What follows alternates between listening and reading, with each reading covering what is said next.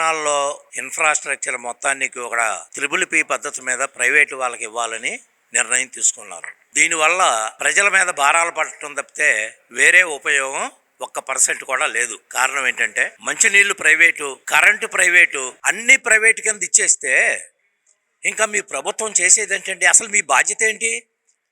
ప్రభుత్వ వాళ్ళు ప్రైవేటు వాళ్ళకి అప్పచెప్పడమే మీ బాధ్యత. మరి ఈ విధంగా ప్రైవేట్ వాళ్ళకి ఇస్తే ఇవాళ ఒక ఇంటికి అద్దె ఎంత ఉందో వాడు ఆ ఇంటికి కరెంటు బిల్లు, నీటి బిల్లు కూడా అంత కట్టవలసిన పరిస్థితి ప్రజల్లో వస్తుంది. ప్రజల్లో తీవ్ర వ్యతిరేకత ప్రబలి అది బద్దల కాకముందే మీరు ఈ పద్ధతిని రద్దు చేయాలి. లేదు మేము ఈ పని చేయలేము, ఈ అభివృద్ధి కార్యక్రమాలు చేయటం మా వల్ల కాదు, ప్రైవేటు వాళ్ళ వల్ల అవుద్ది అని మీరు అనుకుంటే మీరు చేయలేనప్పుడు మీరు తప్పుకోండి. చేయగలిగిన వ్యక్తి ఇంకొకళ్ళు నాయకుడిగా వస్తాడు, ఆయన చేస్తాడు. లేదు ఎవరో చేయలేరనేది మీ అభిప్రాయమా? అటువంటప్పుడు అన్నిటికీ త్రిబుల్ పి పెట్టేసేయండి. ఈ ఒక్క అర్బన్ ప్రాపర్టీ, అర్బన్ సదుపాయాలకి ఎందుకు?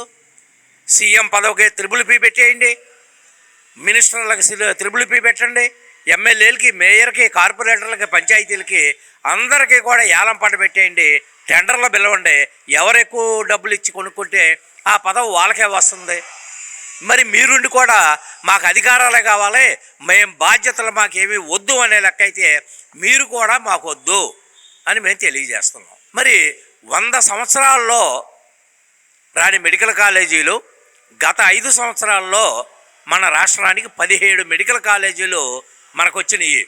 వాటిల్లో ఆల్రెడీ గత ప్రభుత్వంలోనే 5 మెడికల్ కాలేజీలు ప్రారంభమైనవి, 2 మెడికల్ కాలేజీలు ప్రారంభానికి రెడీ అయినాయి.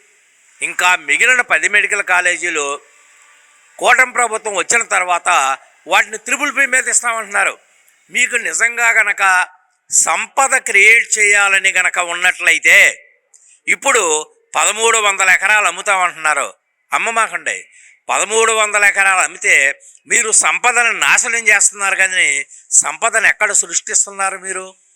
మీరు నిజంగా త్రిబుల్ పికి మెడికల్ కాలేజీలు ఇవ్వాలనుకుంటే గవర్నమెంట్ పర్మిషను, గవర్నమెంట్ స్థలాలు, గవర్నమెంట్ నిర్మాణాలు వదిలేసి వాళ్ళనే ల్యాండ్ కొనుక్కోమనండి, వాళ్ళనే పర్మిషన్లు తెచ్చుకోమనండి, వాళ్ళనే భవనాలు కట్టుకోమనండి.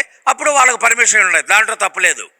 అంతేగాని గవర్నమెంట్ చేసి ఇదిగో ఎకరం మీకు రూపాయికి ఇస్తాము అద్దెకి, ఎకరాన్ని 99 పైసలకి ఇస్తాము అని చెప్పడం అనేది ప్రజల యొక్క సంపదను కొల్లగొట్టడం తప్పితే వేరొకటి కాదు అనేది మా అభిప్రాయం. పున్నారావు నా పేరు. మనకు ఒక రాజ్యాంగం ఒక ఫెడరల్ స్ట్రక్చరు, కేంద్రం, రాష్ట్రం, మున్సిపాలిటీలు, గ్రామ పంచాయతీ, ఇట్లా ఒక సెటప్ మనకు ఉండాక పనులు కూడా ఆ విధంగా డివైడ్ అయ్యి కూడా ఉన్నాయి.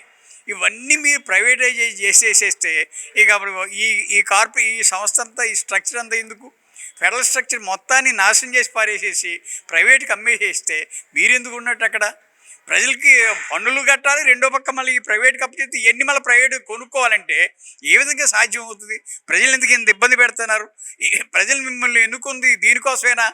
ఇవన్నీ కూడా దృష్టిలో పెట్టుకుంటే మీరు చాలా అన్యాయంగా ప్రవర్తిస్తున్నారు. కేవలం ఆ 10 మంది జనాభా కోసం, వాళ్ళ ప్రైవేట్ వాళ్ళకి డబ్బులు అప్పచెప్పడం కోసం, లాభాలు వాళ్ళకి కట్టబెట్టడం కోసం మీరు ఈ పనులు చేస్తున్నారు తప్ప ప్రజల కోసం మాత్రం కాదని స్పష్టంగా చెప్పవలసి వచ్చిన తరఫున. పీపీపీ విధానం అంటేనే అసలు ప్రజల ఆస్తులతో పెత్తనం చేయటం. ఆ ప్రైవేటోడు ప్రజల ఆస్తులతో పెత్తనం చేయటమే పీపీపీ పద్ధతి అంటే. ఇంకా ప్రజలకి ఏమవుతుంది కదా, అది వేస్తాడు, అందులో లాభం వస్తేనేమో తన జేబులో వేసుకుంటాడు, నష్టం వస్తే మళ్ళీ బాబు కప్పు చెబుతాడు నాకు నా వల్ల కాదాయా అని. అట్లాంటివి ఇప్పుడు మన మెట్రో ఇవన్నీ కూడా జరుగుతున్నాయి. లాభాలు వస్తే జేబులో వేసుకుంటున్నారు, లాభాలు రాకపోతే వాళ్ళకి వెనక్కి కప్పు చెప్పి నా వల్ల కాదని వెళ్ళకి వెళ్ళిపోతారు. ఎల్ఎన్టీ కూడా వీళ్ళందరూ చేస్తుంది అయ్యే పనులు కదా. కనుక పీపీపీ అంటే వాళ్ళ లాభం వస్తే ఉంటా, లేకపోతే లేదు. కనుక ఇట్లాంటిది మీరు వాళ్ళకి ఆ లాభాలు కట్టబెట్టడం కోసమే మీరు ఈ పనులు చేస్తారు తప్ప మీ ప్రైవేటైజేషన్ పాలసీ అది కదా మొత్తంగా. అట్లాంటిది ఇప్పుడు ప్రైవేటైజేషన్ అంటే మొత్తం కొనుక్కోవడానికి ఛాన్స్ ఉంటుంది వాళ్ళకి.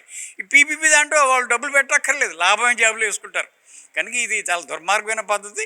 దీన్ని మేము పౌర సంక్షేమ సంఘం తరపున దీన్ని ఖండిస్తున్నాం. దీన్ని ప్రజలు కూడా దీన్ని వ్యతిరేకిస్తారు. మీరు దీన్ని వెనక్కి తీసుకోవాలని మా అభిప్రాయం.